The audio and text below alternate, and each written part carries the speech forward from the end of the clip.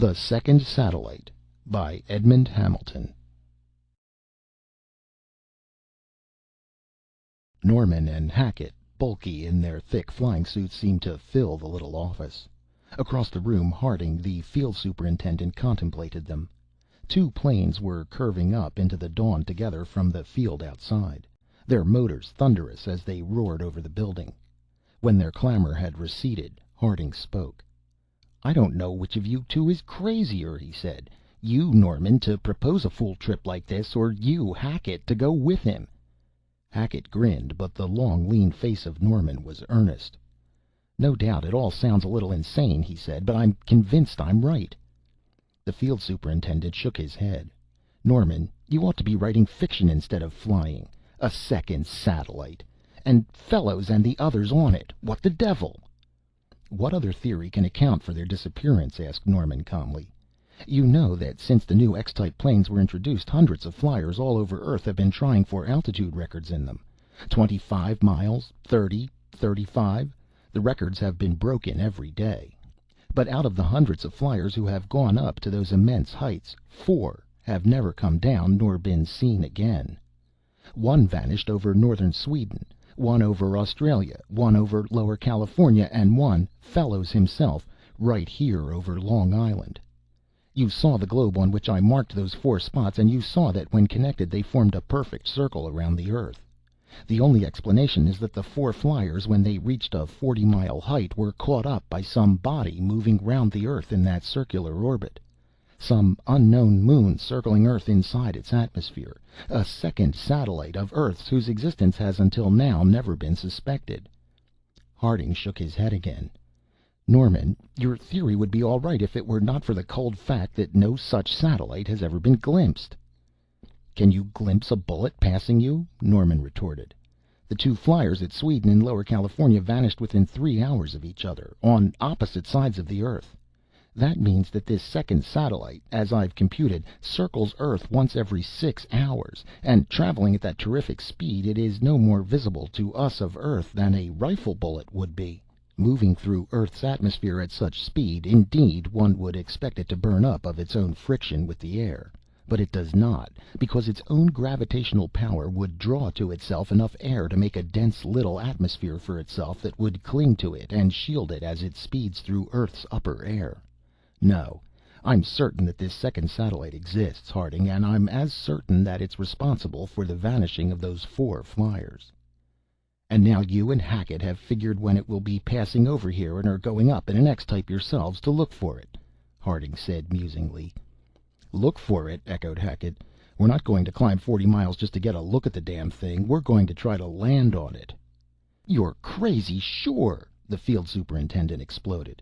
"If Fellows and those others got caught by the thing and never came down again, why in the name of all that's holy would you two want—" He stopped suddenly. "Oh, I think I see," he said awkwardly. "Fellows was rather a buddy of you two, wasn't he?" "The best that ever flew a crippled Nieuport against 3 Fokkers to pull us out of a hole," said Norman softly. "Weeks he's been gone, and if it had been Hackett and I, he'd be all over the sky looking for us, the damned lunatic. Well, we're not going to let him down." "I see," Harding repeated. Then, "Well, here comes your mechanic, Norman, so your ship must be ready. I'll go with you. It's an event to see 2 Columbuses starting for another world."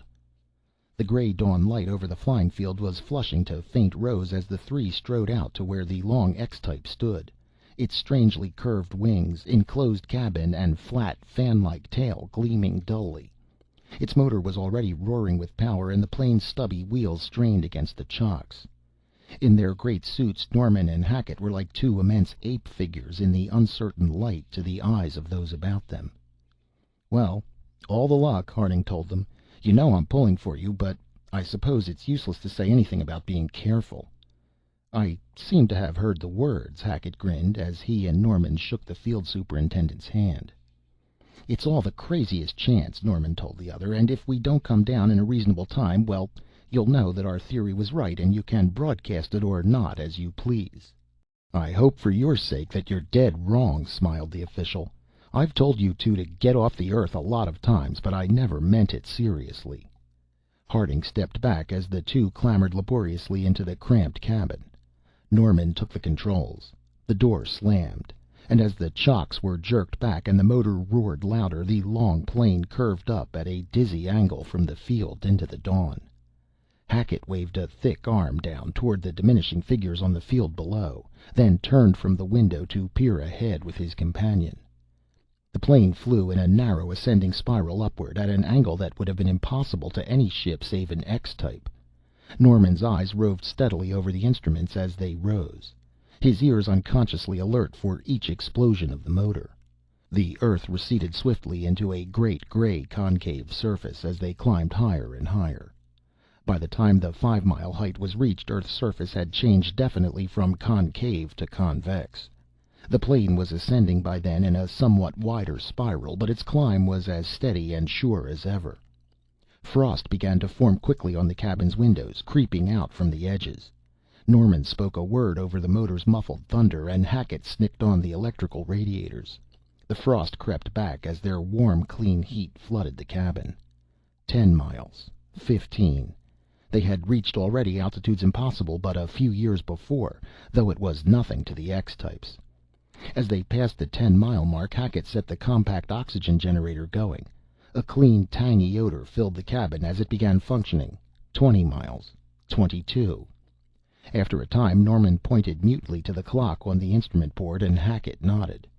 They were well within their time schedule, having calculated to reach the 40-mile height at 10, the hour when, by its computed orbit, the second satellite should be passing overhead. 26. 27. 28. Hackett muttered the altimeter figures to himself as the needle crept over them.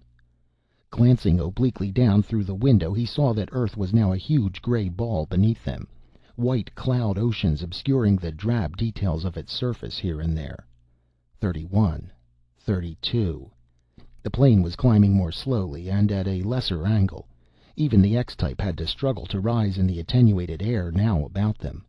Only the super-light, super-powered plane could ever have reached the terrific height. It was the 34-mile level that the real battle for altitude began. Norman kept the plane curving steadily upward, handling it with surpassing skill in the rarefied air. Frost was on its windows now, despite the heating mechanism. Slowly the altimeter needle crept to the 40 mark. Norman kept the ship circling, its wings tilted slightly but not climbing. Earth a great gray misty ball beneath. "Can't keep this height long," he jerked. "If our second satellite doesn't show up in minutes, we've had a trip for nothing."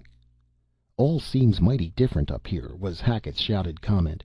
"Easy enough to talk down there about hopping onto this thing, but up here, hell, there's nothing but air, and mighty little of that."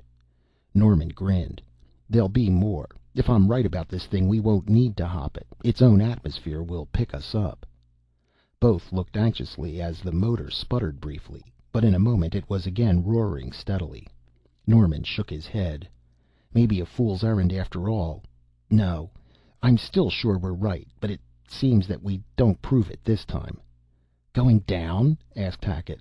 "We'll have to, in minutes. Even with its own air feed, the motor can't stand this height for—" Norman never finished the words. There was a sound, a keen, rising, rushing sound of immense power that reached their ears over the motor's roar. Then in an instant the universe seemed to go mad about them. They saw the gray ball of Earth and the sun above skyrocketing around them as the plane whirled madly. The rushing sound was, in that moment, thunderous, terrible, and as winds smashed and rocked the plane like giant hands, Hackett glimpsed another sphere that was not the sphere of Earth, a greenish globe that expanded with lightning speed in the firmament beside their spinning plane. The winds stilled. The green globe changed abruptly to a landscape of green land and sea toward which the plane was falling. Norman was fighting the controls. Land and sea were gyrating up to them with dizzy speed. Crash. With that cracking crash, the plane was motionless. Sunlight poured through its windows, and great green growths were all around it. Hackett, despite Norman's warning cry, forced the door open and was bursting outside, Norman after him. They staggered and fell with curious lightness and slowness on the ground outside, then clutched the plane for support and gazed stupefiedly around them. The plane had crashed down into a thicket of giant green reeds that rose a yard over their heads, its pancake landing having apparently not damaged it. The ground beneath their feet was soft and soggy, the air warm and balmy, and the giant reeds hid all the surrounding landscape from view. In the sky the sun burned near one horizon with unusual brilliance, but it was dwarfed in size by the huge gray circle that filled half the heavens overhead. A giant gray sphere it was, screened here and there by floating white mists and clouds, that had yet plain on it the outlines of dark continents and gleaming seas. A quaking realization held the two as they stared up at it. "Earth!" Norman was babbling. "It's Earth, Hackett, above us! My God, I can't believe even yet that we've done it!" "Then we're on the satellite, the second satellite." Hackett fought for reality. "Those winds that caught us!" "They were the atmosphere of this world, of the second satellite. They caught us and carried us on inside this smaller world's atmosphere, Hackett. We're moving with it around Earth at terrific speed now." "The second satellite, and we on it!" Hackett whispered incredulously. "But these reeds, it can't be all like this."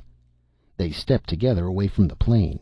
The effort sent each of them sailing upward in a great slow leap, to float down more than a score of feet from the plane. But unheeding in their eagerness this strange effect of the satellite's lesser gravitational power, they moved on, each step a giant clumsy leap. 4 such steps took them out of the towering reeds onto clear ground. It was a gentle grassy slope they were on, stretching away along a gray-green sea that extended out to the astonishingly near horizon on their right. To the left it rose into low hills covered with dense masses of green jungle-like vegetation. Hackett and Norman, though, gazed neither at sea or hills for the moment, but at the half-score grotesque figures who had turned toward them as they emerged from the reeds. A sick sense of the unreal held them as they gazed, frozen with horror. For the great figures returning their gaze a few yards from them were frogmen. Frogmen! Great mottled green shapes, 7 to 8 feet in height, with bowed, powerful legs and arms that ended in webbed paws. The heads were bulbous ones, in which wide, unwinking frog eyes were set at the sides, the mouths white-lipped and white-lined. 3 of the creatures held each a black metal tube and handle, oddly like a target pistol. "Norman!" Hackett's voice was a crescendo of horror. "Norman!" "Back to the plane!" Norman cried thickly. "The plane!" The 2 staggered back, but the frogmen, recovering from their own first surprise, were running forward with great hopping steps. The 2 flyers flung themselves back in a floating leap toward the reeds, but the green monsters were quick after them. A croaking cry came from one, and as another raised his tube and handle, something flicked from it that burst close beside Norman. There was no sound or light as it burst, but the reeds for a few feet around it vanished. A hoarse cry from Hackett. The creatures had reached him, grasped him at the edge of the reeds. Norman swerved in his floating leap to strike the struggling flyer and frogmen. The scene whirled around him as he fought them, great paws reaching for him. With a sick, frantic rage he felt his clenched fist drive against cold, green, billowy bodies. Croaking cries sounded in his ears, then Hackett and he were jerked to their feet, held tightly by 4 of the creatures. "My God, Norman!" panted Hackett, helpless. "What are they? Frog things?" "Steady, Hackett. They're the people of the second satellite, it seems. Wait." One of the armed frogmen approached and inspected them, and then croaked an order in a deep voice. Then, still holding the 2 tightly, the party of monsters began to move along the slope, skirting the sea's edge. In a few minutes they reached 2 curious objects resting on the slope. They seemed long black metal boats, slender, with sharp prow and stern. A compact mechanism and control board filled the prow, while the stern and sides were long tubes mounted on swivels like machine guns. The frogmen motioned Norman and Hackett into one, fastening the 2 prisoners and themselves into their seats with metal straps provided for the purpose. 4 had entered the one boat, the others that of the captives. One at the prow moved his paws over the control board, and with a purring of power the boat, followed by the others, rose smoothly into the air. It headed out over the gray-green sea, land dropping quickly from sight behind, the horizons water-bounded on all sides. From their nearness, Norman guessed that this second satellite of Earth's was small indeed beside its mother planet. He had to look up to Earth's great gray sphere overhead to attain a sense of reality. Hackett was whispering beside him, the frog men watchful. "Norman, it's not real. It can't be real. These things, these boats, intelligent, like men." The other sought to steady him. "It's a different world, Hackett. Gravitation different, light different, everything different. And evolution here has had a different course. On Earth, men evolved to be the most intelligent life forms, but here, the frog races, it seems." "But where are they taking us? Could we ever find the plane again?" "God knows. If we ever get away from these things, we might. And we've got to find Fellows, too. I wonder where he is on this world." For many minutes the two boats raced on at great speed over the endless waters before the watery skyline was broken far ahead by something dark and unmoving. Hackett and Norman peered with intense interest toward it. It seemed at first a giant, squat mountain rising from the sea, but as they shot nearer they saw that its outline was too regular, and that, colossal as it was in size, it was the work of intelligence. They gasped as they came nearer and got a better view of it, for it was a gigantic dome of black metal rising sheer from the lonely sea, 10 miles, if anything, in diameter, a third of that in greatest height. There was no gate or window or opening of any kind in it, just the colossal smooth black dome rearing from the watery plain. Yet the two boats were flashing lower toward it. "They can't be going inside," Hackett conjectured. "There's no way in, and what could be in there? The whole thing's mad." "There's some way," Norman said. "They're slowing." The flying boats were indeed slowing as they dipped lower. They were very near the dome now, its curving wall a looming sky-high barrier before them. Suddenly the boats dipped sharply downward toward the green sea. Before the two flyers could comprehend their purpose, could do aught more than draw instinctive great breaths in preparation, the two craft had shot down into the waters and were arrowing down through the green depths. Blinded, flung against his metal strap by the resistance of the waters they ripped through, Norman yet retained enough of consciousness to glimpse beams of light that stabbed ahead from the prows of their rushing boats, to see vaguely strange creatures of the deep blundering in and out of those beams as the boats hurtled forward. The water that forced its way between his lips was fresh. He was vaguely aware, and even as he fought to hold his breath, was aware too that the frogmen seemed in no way incommoded by the sudden transition into the water, their amphibian nature allowing them to stay under it far longer than any human could do. The boats ripped through the waters at terrific speed, and in a few seconds there loomed before them the giant metal wall of the great dome. Going down into the depths here, Norman glimpsed vaguely that the whole colossal dome rested on a vast pedestal-like mountain of rock that rose from the sea's floor almost to the surface. Then a great round opening in the wall. The boats flashed into it and were hurtling along a water-filled tunnel. Norman felt his lungs near bursting when the tunnel turned sharply upward and the boats whizzed up and abruptly out of the water tunnel into the air. But it was not the open air. They were beneath the gigantic dome, for as Norman and Hackett breathed deep, awe fell on their faces as they took in the scene. Far overhead stretched the dome's colossally curving roof, and far out on all sides. It was lit beneath that roof by a clear light that the two would have sworn was sunlight.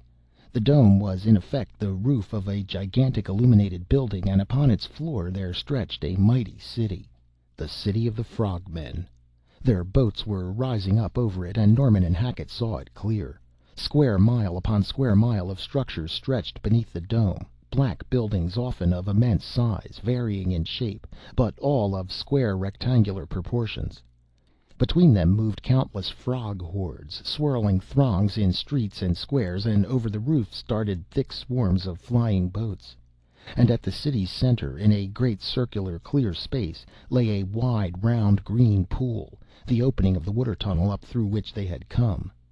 Norman pointed down toward it. "That's your answer," he cried. "The only entrance to this frog city is from the sea up through that water tunnel." "Good God! An amphibian city!" Hackett was shaken, white-faced. The two boats were driving quickly over the city, through the swarming craft. Norman glimpsed towering buildings that might have been palaces, temples, laboratories. They slowed and dipped toward one block-like building not far from the water tunnel's opening. Armed frog guards were on its roof, and other boats rested there. The two came to rest, and the two captives were jerked out, the guards seizing them.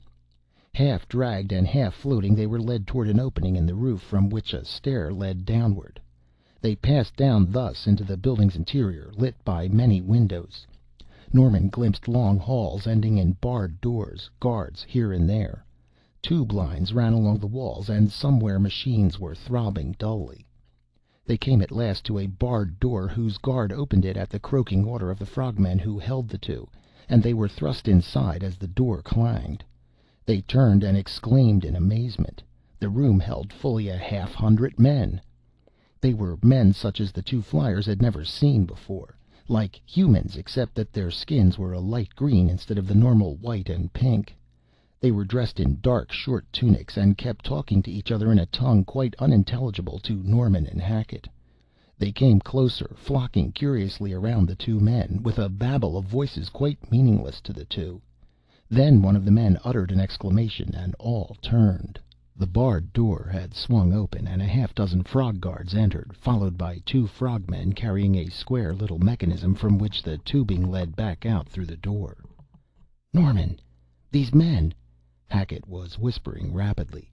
"If there are men in this world, too, it may be that—" "Quiet, Hackett. Look at what they're doing." The 2 frogmen had set their mechanism in place and then croaked out a brief word or order. Slowly, reluctantly, one of the green men moved toward them. Quickly they removed a metal disc fastened to his arm, exposing a small orifice like an unhealed wound. Onto this they fastened a sucker-like object from which a transparent tube led back through the mechanism. The machine hummed, and at once a red stream pulsed through the tube and back through the mechanism. The man to whom it was attached was growing rapidly pale. Norman, sick with horror, clutched at his companion. "Hackett, these frogmen are sucking his blood from him! Good God! And look, they're doing it with another!" "All of these men kept prisoner to furnish them with blood. It must be the damned creature's food, and we here with the others." A common horror shook the two. It did not seem to affect the green men in the room, though, who advanced to the mechanism one by one with a reluctant air as of cows unwilling to be milked. Each was attached to the mechanism by the sucking disc on his arm, and out of each the blood poured through the tube. The metal disc was replaced on his arm then, and he went back to the others. Norman saw that the frogmen took only from each an amount of blood that they could lose and yet live, since, though each came back pale and weak from the mechanism, they were able to walk. "It must be their food. Human blood," Norman repeated.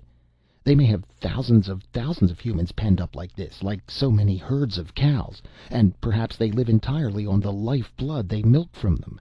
Human cows! God! Norman, look! They're calling to us!" The two stiffened. All the others in the room had taken their turn at the blood-sucking mechanism, and now the frogmen croaked their order to the 2 flyers. They had forgotten their own predicament in the horror of the scene, but now it became real to them. They backed against the room's wall, quivering dangerously. The frog guards came forward to drag them to the machine. A webbed paw was outstretched, but Hackett, with a wild blow, drove the frogman back and downward. The frog guards leaped, and Norman and Hackett struck them back with all the greater strength the lesser gravitation gave them. The room was in an uproar, the green men shouting hoarsely and seeming on the point of rushing to their aid, but the menacing force pistols of the other frog guards held back the shouting men, and in moments the 2 flyers were overpowered by sheer weight of frog bodies. Norman felt himself dragged to the machine. Pain needled under his upper arm as an incision was made. He felt the sucking disc attached. Then the machine hummed, and a sickening nausea swept him as the blood drained from his body. Held tightly by the guards, he went dizzy, weak, but at last felt the sucker removed and a metal disc fastened over the incision. He was jerked aside, and Hackett, his face deathly white, was dragged into his place. In a moment some of the latter's blood had been pumped from him also. The machine was withdrawn. Norman and Hackett were released, and the frogmen, with their black force pistols watchfully raised, withdrew, the door clanging. The room settled back to quietness, the green men stretching in lassitude on the metal bunks around it. The 2 flyers crouched down near the door, shuddering, nausea and weakness still holding them. Norman found that Hackett was laughing weakly. "To think that 24 hours ago I was in New York," he half laughed, half sobbed. "On Earth. Earth." The other gripped his arm. "It's horrible, Hackett, I know, but it isn't instant death, and we've still got a chance to escape. Hell, can damn frogmen keep us here? Where's your nerve, man?" A voice beside them made them turn in amazement. "You are men from Earth?" it asked, in queerly accented English. "From Earth?" Astonishment held them as they saw who spoke. It was one of the green men in the room who had settled down by their side, a tall figure with superb muscles and frank, clean countenance, his dark eyes afire with eagerness. "English?" Norman exclaimed. "You know English? You understand me?" The other showed his teeth in a smile. "I know. Yes.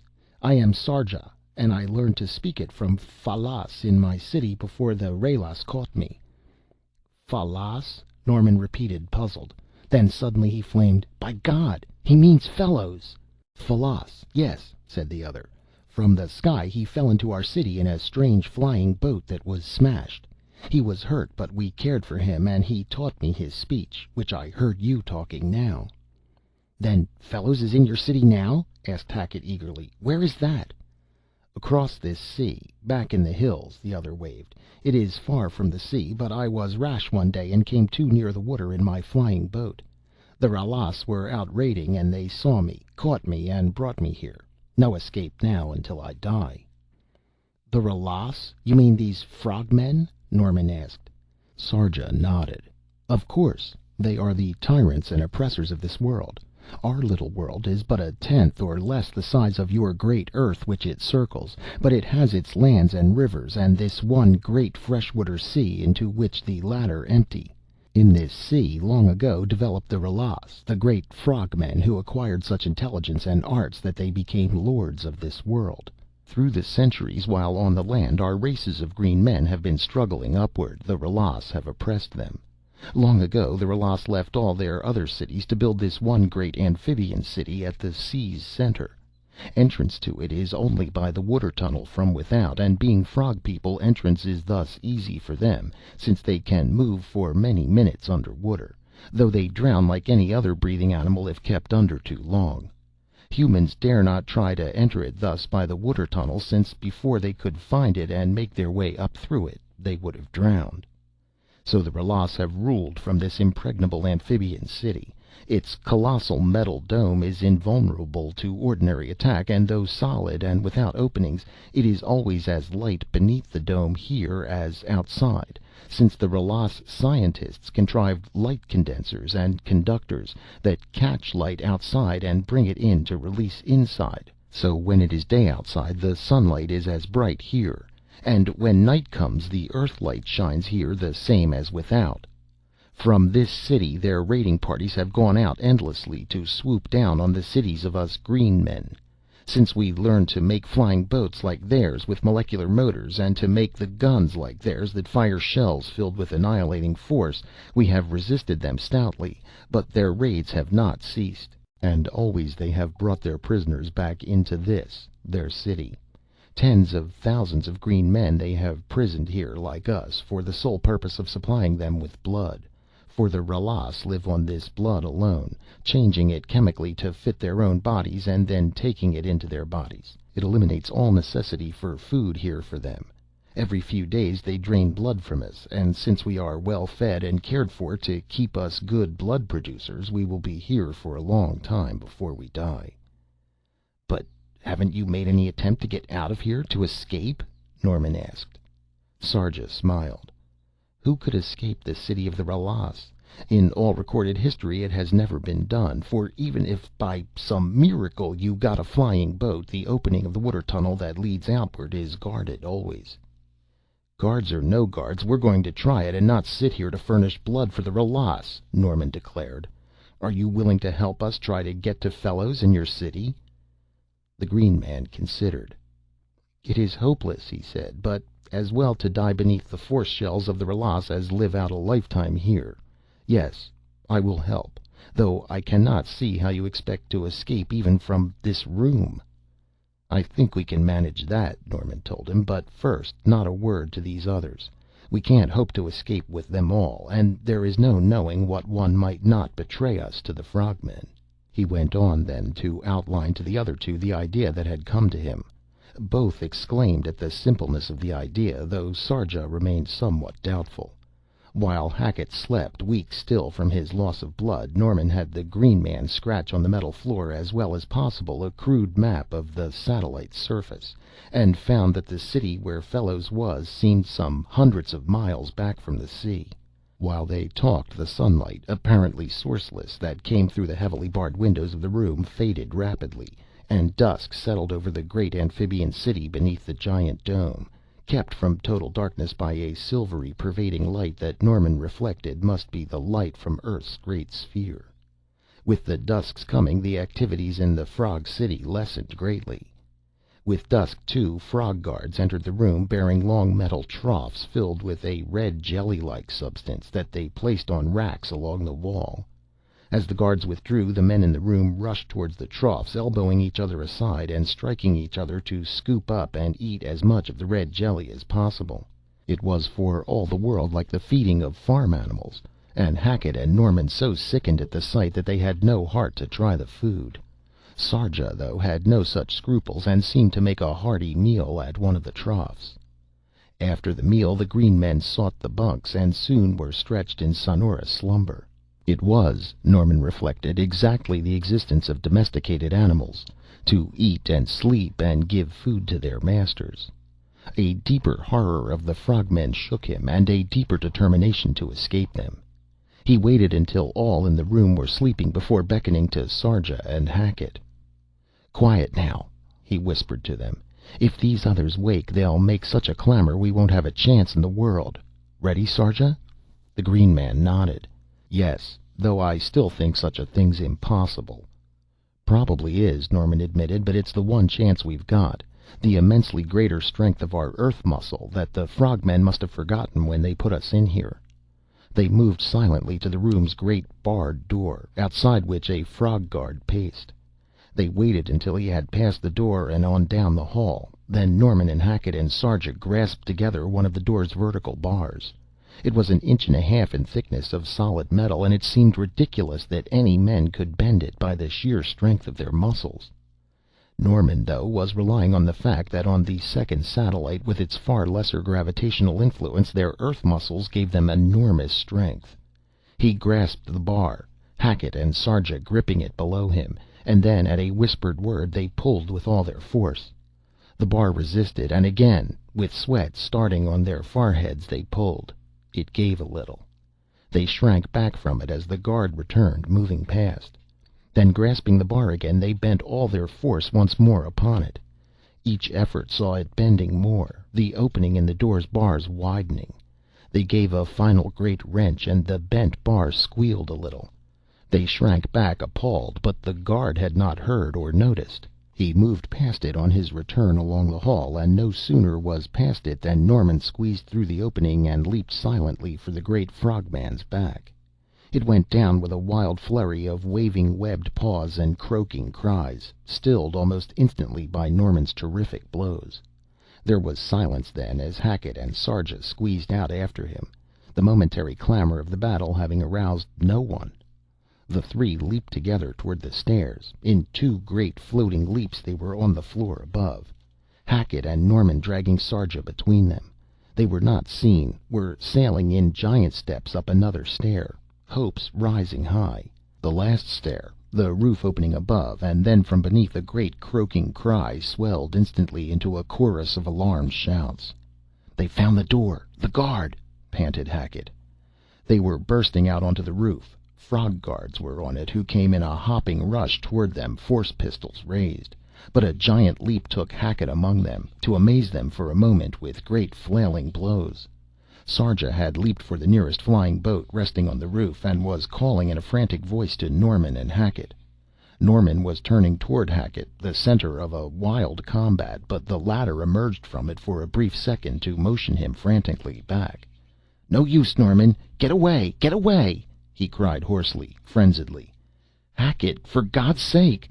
Norman half leaped to the other, but an arm caught him, pulled him desperately onto the boat's surface. It was Sarja, the long craft flying over the roof beneath his control. "They come!" he panted. "Too late now!" Frogmen were pouring up onto the roof from below. Sarja sent the craft rocketing upward as Hackett gestured them away for a last frantic time before going down beneath the frogmen's onslaught. The roof and the combat on it dropped back in beneath them like a stone as their craft ripped across the silvery dusk over the mighty frog city. They were shooting toward the city center, toward the green pool that was the entrance to the water tunnel, while behind and beneath an increasing clamor of alarm spread swiftly. Norman raged futilely. "Hackett! Hackett! We can't leave him!" "Too late!" Sarja cried. "We cannot help him, but only be captured again. We escape now and come back! Come back!" The truth of it pierced Norman's brain even in the wild moment. Hackett had fought and held back the frog guards only that they might escape. He shouted suddenly, "Sarja! The water tunnel!" A half-dozen boats with frog guards on them were rising round it in an answer to the alarm. "The force gun!" cried the green man. "Beside you!" Norman whirled, glimpsed the long tube on its swivel beside him, trained it on the boats rising ahead as they rocketed nearer.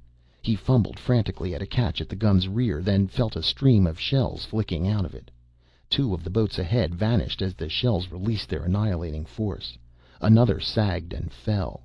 From the remaining three, invisible force shells flicked around them, but in an instant Sarja had whirled the boat through them and down into the water tunnel. Norman clung desperately to his seat as the boat flashed down through the waters, and then, as Sarja sent it flying out through the great tunnel's waters, glimpsed close behind the beams of the three Rala boats as they pursued them through the tunnel, overtaking them. Could the force shells be fired underwater? Norman did not know, but desperately he swung the force gun back as they rushed through the waters and pressed the catch. An instant later, beams and boats behind them in the tunnel vanished. His lungs were afire. It seemed that he must open them to the strangling water. The boat was ripping the waters at such tremendous speed that he felt himself being torn from his hold on it.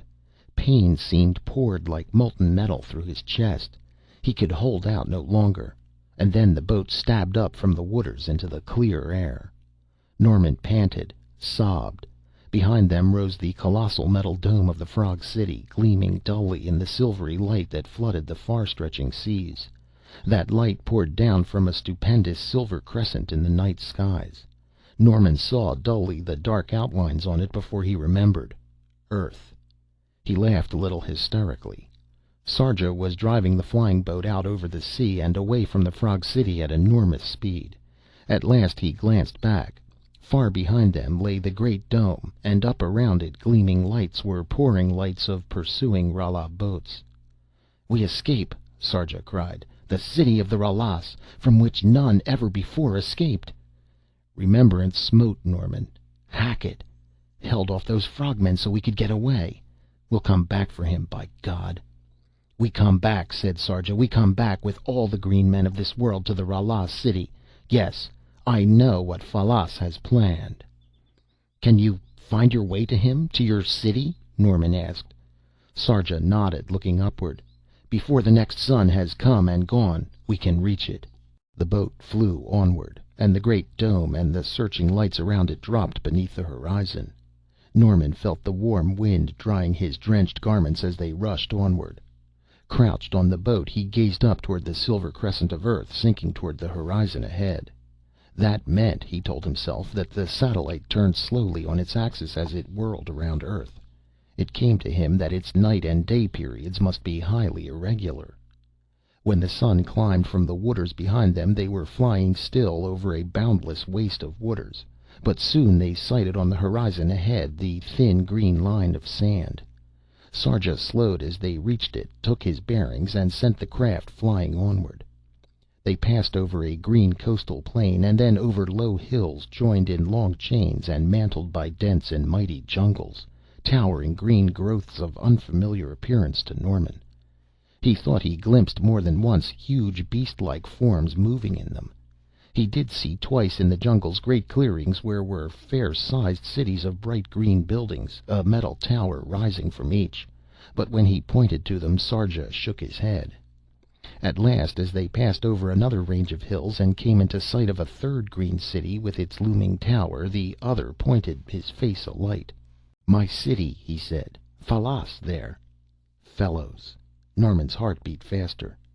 They shot closer and lower, and he saw that the buildings were obviously green to lend them a certain protective coloration similar to that of the green jungles around them. The tower with its surmounting cage puzzled him, though. But before he could ask Sarja concerning it, his answer came in a different way. A long metal tube poked slowly out of the cage on the tower's top and sent a hail of force shells flicking around them. "They're firing on us!" Norman cried. "This can't be your city!" "They see our black boat!" Sarja exclaimed. "They think we're Rala raiders, and unless we let them know, they'll shoot us out of the air! Stand up! Wave to them!" Both Norman and Sarja sprang to their feet and waved wildly to those in the tower cage, their flying boat drifting slowly forward. Instantly the force shells ceased to hail toward them, and as they moved nearer, a siren-like signal broke from the cage. At once scores of flying boats like their own, but glittering metal instead of black, shot up from the city where they had lain until now, and surrounded them. As Sarja called in his own tongue to them, the green men on the surrounding boats broke into resounding cries. They shot down toward the city, Norman gazing tensely. Great crowds of green men in their dark tunics had swarmed out into the streets with the passing of the alarm, and their craft and the others came to rest in an open square that was the juncture of several streets. The green men that crowded excitedly about Norman and Sarja gave way to a half dozen hurrying into the square from the greatest of the buildings facing on it. All but one were green men like the others, but that one, the laughing, eye-tanned face, the worn brown clothing, the curious huge steps with which he came. Norman's heart leapt. "Fellows!" "Great God, Norman!" The other's face was thunderstruck. "Norman, how by all that's holy did you get here?" Norman, mind and body strained to the breaking point, was incoherent. "We guessed how you'd gone. The second satellite, fellows. Hackett and I came after you, taken to that frog city." As Norman choked the tale, Fellows' face was a study, and when it was finished he swallowed and gripped Norman's hand vice-like. "And you and Hackett figured it out and came after me? Took that risk? Crazy? Both of you crazy?" "Fellows, Hackett's still there, if he's alive, in the Rala city." Fellows' voice was grim, quick. "We'll have him out, Norman, if he still lives. And living or dead, the Rala will soon pay for this and for all they've done upon this world in ages. Their time nears, yes." He led Norman, excited throngs of green men about them, into the great building from which he had emerged. There were big rooms inside, workshops and laboratories that Norman but vaguely glimpsed in passing. The room to which the other led him was one with a long metal couch. Norman stretched protestingly upon it at the other's bidding, drifted off almost at once to sleep. He woke to find the sunlight that had filled the room gone and replaced by the silvery earthlight. From the window he saw that the silver-lit city outside now held tremendous activity, immense hordes of green men surging through it with masses of weapons and equipment, flying boats pouring down out of the night from all directions. He turned as the door of the room clicked open behind him. It was his old friend Fellows. "I thought you'd be awake by now, Norman. Feeling fit?" "As though I'd slept a week," Norman said, and the other laughed his old carefree laugh. "You almost have, at that. 2 days and nights you've slept, but it adds up to hardly more than a dozen hours." "This world!"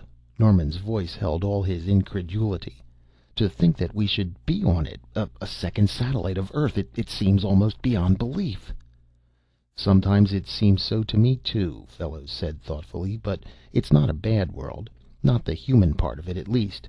When this satellite's atmosphere caught me and pitchforked me down among these green men, smashing the plane and almost myself, they took care of me. You say 3 others vanished as I did? I never heard of them here. They must have crashed into the sea or jungles. Of course, I'd have got back to Earth on one of those flying boats if I'd been able, but their molecular power won't take them far from this world's surface, so I couldn't. As it was, the green men cared for me, and when I found how those frogmen have dominated this world for ages, how that city of the Ralas has spread endless terror among the humans here, I resolved to smash those monsters whatever I did. I taught some of the green men like Sarja my own speech, later learning theirs, and in the weeks I've been here I've been working out a way to smash the Rala. You know that amphibian city is almost impregnable because humans can hardly live long enough under the water to get to it, let alone fight underwater as the frogmen can. To meet them on even terms, the green men needed diving helmets with an oxygen supply. They'd never heard of such an idea, too afraid of the sea ever to experiment in it. But I convinced them, and they've made enough helmets for all their forces. In them they can meet the Rala underwater on equal terms. And there's a chance we can destroy that whole Rala city with their help. It's built on a giant pedestal of rock rising from the sea's floor, as you saw, and I've had some of the green men make huge force shells, or force bombs, that ought to be powerful enough to split that pedestal beneath the city. If we can get a chance to place those bombs, it may smash the frogmen forever on this world. But one thing is sure, we're going to get Hackett out if he still lives. Then you're going to attack the Rala city now? Norman cried. Fellows nodded grimly. While you have slept, all the forces of the green men on this world have been gathering. Your coming has only precipitated our plans, Norman. The whole soul of the green race has been set upon this attack for weeks. Norman, half bewildered at the swiftness with which events rushed upon him, found himself striding with Fellows in great steps out through the building into the great square. It was shadowed now by mass on mass of flying boats, crowded with green men, that hung over it and over the streets. One boat, Sarja at the controls, waited on the ground, and as they entered and buckled themselves into the seats, the craft dove up to hang with the others. A shattering cheer greeted them. Norman saw that in the silvery light of Earth's great crescent there stretched over the city and surrounding jungle now a veritable plain of flying boats. On each were green men, and each bristled with force guns and had as many great goggled helmets fastened to it as it had occupants. He glimpsed larger boats loaded with huge metal cylinders, the force bombs Fellows had mentioned. Fellows rose and spoke briefly in a clear voice to the assembled green men on their craft, and another great shout roared from them, and from those who watched in the city below. Then, as he spoke a word, Sarja sent their craft flying out over the city, and the great mass of boats, fully 1,000 in number, were hurtling in a compact column after them. Fellows leaned to Norman as the great column of purring craft shot on over the silver-lit jungles. We'll make straight for the Rala city and try setting into it before they understand what's happening. Won't they have guards out? Probably, but we can beat them back into the city before their whole forces can come out on us. That's the only way in which we can get inside and reach Hackett. And while we're attacking, the force bombs can be placed, though I don't rely too much on them. If the attack only succeeds in getting us inside, Norman said, grim-lipped, we'll have a chance. It's on the knees of the gods. These green men are doing an unprecedented thing in attacking the Rala, the masters of this world, remember. But they've got ages of oppression to avenge. They'll fight. The fleet flew on, hills and rivers, a silver-lit panorama unreeling beneath them. Earth's crescent sank behind them, and by the time they flashed out over the great freshwater sea, the sun was rising like a flaming eye from behind it. Land sank from sight behind, and the green men were silent, tense, as they saw stretching beneath only the gray waters that for ages had been the base of the dread frogmen. But still the fleet's column raced on. At last the column slowed. Far ahead, the merest bulge broke the level line where the sky and waters met. The amphibian city at Ralas. At Fellow's order, the flying boats sank downward until they moved just above the waters. Another order made the green hosts don the grotesque helmets. Norman found that while cumbersome, their oxygen supply was unfailing. They shot on again at highest speed, but as the gigantic black dome of the frog city grew in their vision, there darted up from around it suddenly a far-flung swarm of black spots. "Rala boats!" The muffled exclamation was Fellow's. There needed now no order on his part, though, like hawks leaping for prey, the fleet of the green men sprang through the air. Norman, clutching the force gun between his knees, had time only to see that the Rala craft were a few hundred in number, and that, contemptuous of the greater odds that favored these humans they had so long oppressed, they were flying straight to meet them. Then the two fleets met, and were spinning side by side above the waters. Norman saw the thing only as a wild whirl of Rala boats toward and beside them, Great green frogmen crowding the craft, their force guns hailing shells. Automatically, with the old air fighting instinct, his fingers had pressed the catch of the gun between his knees, and as its shells flicked toward the rushing boats, he saw areas of nothingness opening suddenly in their mass, shells striking and exploding and annihilating invisibility there and in their own fleet. The two fleets mingled and merged momentarily, the battle becoming a thing of madness, a huge whirl of black and glittering flying boats together, striking shells, exploding nothingness about them. The Rala were fighting like demons. The merged, terrific combat lasted but moments, could last but moments. Norman, his gun's magazine empty, seemed to see the massive struggling ships splintering, diverging, then saw that the black craft were dropping, plummeting downward toward the waves. The Rala, stunned by that minute of terrific combat, were fleeing. Muffled cries and cheers came from about him as the glittering flying boats of the green men shot after them. They crashed down into the waters and curved deeply into their green depths, towards the gigantic dome. Ahead, the Rala boats were in flight toward their city, and now their pursuers were like sharks striking after them. There, in the depths, the force guns of black and glittering boats alike were spitting, and giant waves and underwater convulsions rocked pursued and pursuers as the exploding shells annihilated boats and water about them. The tunnel! Its round opening yawned in the looming wall ahead, and Norman saw the Rala craft, reduced to scores in number, hurtling into it, to rouse all the forces of the great amphibian city. Their own boats were flashing into the opening after them. He glimpsed, as he glanced back for a moment, the larger craft with the great force bombs veering aside behind them. It was nightmare in the water tunnel. Flashing beams of the craft ahead, and waters that rocked and smashed around them. As in flight, the Rala still rained back force shells toward them in a chaos of action. Once the frogmen turned to hold them back in the tunnel, but by sheer weight the rushing ships of the green men crashed them onward. Boats were going into nothingness all around them. A part of Norman's brain wondered calmly why they survived, even while another part kept his gun again working with refilled magazine. Fellows and Sarja were grotesque shapes beside him. Abruptly the tunnel curved upward, and as they flashed up after the remaining Rala craft, their boats ripped up into clean air. They were beneath the giant dome. The frogmen, chased inward, spread out in all directions over their mighty swarming city, and across it a terrific clamor of alarm ran instantly as the green men emerged after them. Norman saw flying boats beginning to rise across all the city, and realized that moments would see all the immense force of the Rala, the thousands of craft they could muster, pouring upon them. He pointed out over the city to a block-like building, and shouted madly through his helmet to Fellows and Sarja, "Hack it!" But already Sarja had sent their craft whirling across the city toward the structure, half their fleet behind it, with part still emerging from the water tunnel. Rala boats rose before them, but nothing could stop them now, their force shells raining ahead to clear a path for their meteor flight. They shot down toward the block structure, and Norman, half crazed by now, saw that to descend and enter was suicide in the face of the frog forces now rising all over the city.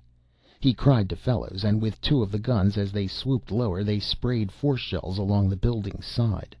The shells struck and whiffed away the whole side, exposing the level on the building's interior. Out from it rushed swarms of crazed green men, sweeping aside the frogmen guards, while far over the city the invading craft were loosing shells on the block-like buildings that held the prisoners, tens of thousands of them swarming forth. In the throng below, as they raced madly forth, Norman saw one and shouted wildly. The one brown-garbed figure looked up, saw the boat swooping lower, and leaped for it in a tremendous 40-foot spring that brought his fingers to its edge. Norman pulled him frenziedly up. "Norman," he babbled, "in God's name, Fellows!" "That helmet, Hackett!" Fellows flung at him. "My God, look at those prisoners, Norman!" The countless thousands of green men, released from the buildings whose walls had vanished under the shells of the invaders, had poured forth to make the amphibian city a chaos of madness. Oblivious to all else, they were throwing themselves upon the city's crowding frogmen in a battle whose ferocity was beyond belief, disregarding all else in this supreme chance to wreak vengeance on the monstrous beings who had fed upon their blood. In the incredible insanity of that raging fury, the craft of the green men hanging over the city were all but forgotten. Suddenly the city and the mighty dome over it quivered violently. And then again. There came from beneath a dull, vast, grinding roar. "The great force bombs!" Fellows screamed. "They've set them off! The city's sinking! Out of here, for the love of God!" The boat whirled beneath Sarja's hands toward the pool of the water tunnel, all their fleet rushing with them. The grinding roar was louder, terrible. Dome and city were shaking violently now, but in the insensate fury of their struggle the frog men and their released prisoners were hardly aware of it. The whole great dome seemed sinking upon them, and the city falling beneath it as Sarja's craft ripped down into the tunnel's waters, and then out at awful speed as the great tunnel's walls swayed and sank around them. They shot out into the green depths from it to hear a dull, colossal crashing through the waters from behind, as the great pedestal of rock on which the city had stood, shattered by the huge force bombs, collapsed. And as their boats flashed up into the open air, they saw that the huge dome of the city of Ralas was gone. Beneath them was only a titanic whirlpool of foaming waters, in which only the curved top of the settling dome was visible for a moment as it sank slowly and ponderously downward, with a roar as of the roar of falling worlds. Buckling, collapsing, sinking, it vanished in the foam-wild sea with all the frogmen who for ages had ruled the second satellite, and with all those prisoners who had at the last dragged them down with them to death. Ripping off their helmets, with all the green men shouting crazily about them, Norman and Fellows and Hackett stared down at the colossal maelstrom in the waters that was the tomb of the masters of a world. Then the depression's sides collapsed, the waters rushing together, and beneath them was but a troubled, tossing sea. Earth's great gray ball was overhead again, and the sun was sinking again into the horizon when the three soared upward in the long, gleaming plain, its motor roaring. Norman, with Hackett and Fellows crowding the narrow cabin beside him, waved with them through its windows, for all around them were rising the flying boats of the green men. They were waving wildly, shouting their farewells, Sarja's tall figure erect at the prow of one. Insistent they had been that the three should stay, the three through whom the monstrous, age-old tyranny of the frogmen had been lifted. But earth sickness was on them, and they had flown to where the plane lay still unharmed among the reeds, 100 willing hands dragging it forth for the take-off. The plane soared higher, motor thundering, and they saw the flying boats sinking back from around them. They caught the wave of Sarja's hand still from the highest, and then that, too, was gone. Upward they flew toward the great gray sphere, their eyes on the dark outlines of its continents, and on one continent. Higher, higher. Green land and gray tea receding beneath them. Hackett and Fellows, intent and eager as Norman, kept the plane rising. The satellite lay a greenish globe under them, and as they went higher still, a rushing sound came louder to their ears. "The edge of the satellite's atmosphere?" Fellows asked, as Norman nodded. "We're almost to it. Here we go!" As he shot the plane higher, great forces smote it. Gray earth and green satellite and yellow sun gyrating round it as it reeled and plunged. Then suddenly it was falling steadily, gray earth and its dark continent now beneath, while with a dwindling, rushing roar its second satellite whirled away above them, passing and vanishing, passing as though, to Norman it seemed, all their strange sojourn on it were passing. The frogmen and their mighty city, Sarja and their mad flight, the green men and the last terrific battle, all whirling away, whirling away. End of The Second Satellite by Edmond Hamilton.